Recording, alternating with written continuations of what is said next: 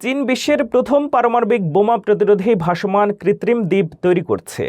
৭৮,০০০ ton ওজনের দ্বীপটি স্বনির্ভরভাবে ২৩৮ জনকে বহন করতে পারবে এবং ৪ মাস ধরে পুনঃসরবরাহ ছাড়াই কার্যকর থাকবে। মেটামেটেরিয়াল প্যানেল ব্যবহার করে পারমাণবিক বিস্ফোরণের ধাক্কা সহ্য করবে।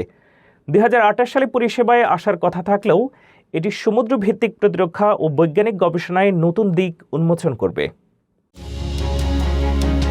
চীন বিশ্বের প্রথম পারমাণবিক বোমা প্রতিরোধী ভাসমান কৃত্রিম দ্বীপ তৈরি করছে। ৭৮,০০০ টন ওজনের এই আধা নিমজ্জনযোগ্য দ্বীপটি স্বনির্ভরভাবে ৪ মাস ধরে ২৩৮ জন যাত্রী বহন করতে সক্ষম এবং পুনঃ সরবরাহ ছাড়াই কার্যকর থাকবে।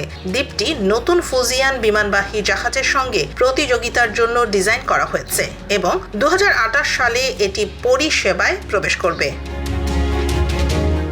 দ্বীপের নিচে মেটামেটেরিয়াল স্যান্ডউইচ প্যানেল ব্যবহার করে পারমাণবিক বিস্ফোরণের ধাক্কা মৃদু চাপ হিসেবে পরিণত করার প্রযুক্তি অন্তর্ভুক্ত করা হয়েছে। উপরিভাগে জরুরি বিদ্যুৎ যোগাযোগ ও নেভিগেশন নিয়ন্ত্রণ নিশ্চিত করা হয়েছে, যা পারমাণবিক বিস্ফোরণ সুরক্ষার জন্য অত্যন্ত গুরুত্বপূর্ণ।